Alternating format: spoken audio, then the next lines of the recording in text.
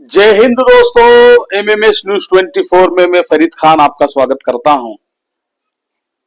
हमेशा कहा जाता है कि जो विवाद या हत्या या कोई बड़े अपराध जब होते हैं तो उसके पीछे जो कारण होता है वो होता है जर जोरू और जमीन। और जब कोई व्यक्ति इस मामले में उसके बावजूद भी उलझता है तो उस मामले में उसको सुलझाने के लिए परिवार के साथ साथ सबसे पहले जो एक अहम जिम्मेदार होता है वो होता है दोस्त। दोस्त होने के कारण परिवार का भी जो वजन होता है वो काफी हल्का हो जाता है। परिवार को भी ये लगता है कि अब दोस्त लोगों ने पूरे काम को संभाल लिया है, चाहे खुशी का मामला हो, गम का मामला हो या किसी भी रूप से परिवार पर कोई आपत्ति आती है तो दोस्त सबसे पहले आकर खड़ा होता है। और जब दोस्त ही हत्यारा निकले तो फिर दोस्ती जो शब्द है वो काफी नीरस हो जाती है। और दोस्ती का जो शब्द है, जो बात होती है दोस्ती आपसी में एक दूसरे के लिए मर मिटने के लिए जो बात आती है, तो फिर क्या कहेंगे आप। जब दोस्त ही दोस्त का हत्यारा बन जाता है, दोस्त का ही कत्ल कर देता है, तो फिर दोस्ती शब्द का मतलब कहां रहता है। हम बात कर रहे हैं देवास जिले के कमलापुर थाने के ग्राम कर्नावत की। यहां पर एक आलू का व्यापारी अपना व्यापार अपने परिवार के साथ भरण पोषण करता था और नाम था उसका सतीश पाटीदार। महज 35 वर्ष की उम्र थी और अच्छा कारोबारी था, काम धाम अच्छा चलता था उसका।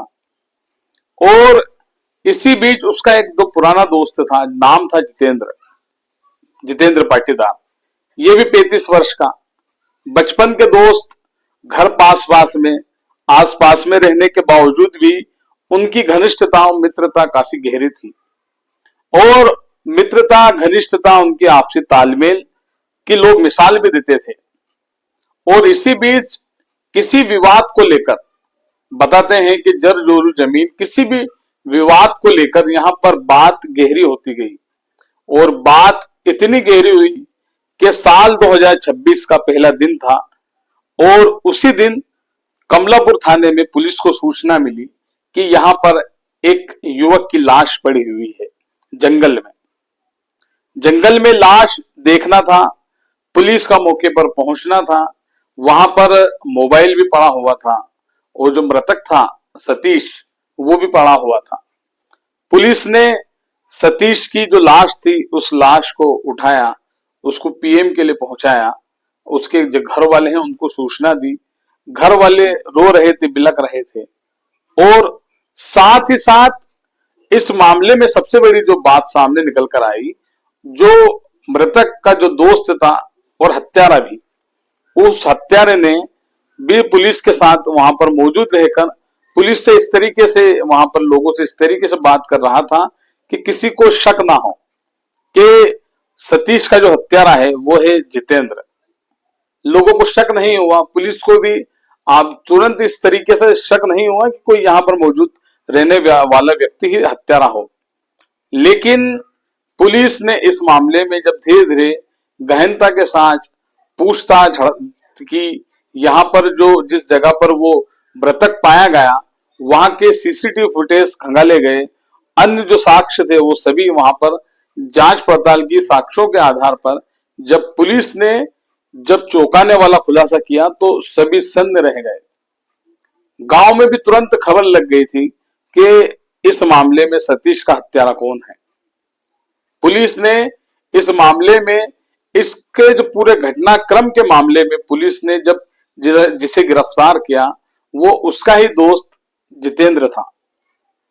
जितेंद्र सतीश को आलू का, क्योंकि व्यापारी था मृतक, उसको खेत पर ले गया। वो ये बताने लगा कि आलू का खेत है और उसी दौरान वहां पर उसने एक धारदार हथियार से सतीश की हत्या कर दी। हत्या के बाद तुरंत वहां पर वो अचेत हो गया, वहीं उसकी मौत हो गई। और पुलिस ने इस मामले में मृतक का जो हत्यारा है उसका दोस्त, उसको भी गिरफ्तार कर लिया। प्रेस कॉन्फ्रेंस के माध्यम से इस मामले का खुलासा किया गया कि यह हत्या क्यों की गई। खुलासे में बात पुलिस ने यही बताई कि कुछ आपसी मतभेद थे, आपसी मतभेद की वजह से यह हत्या हुई है।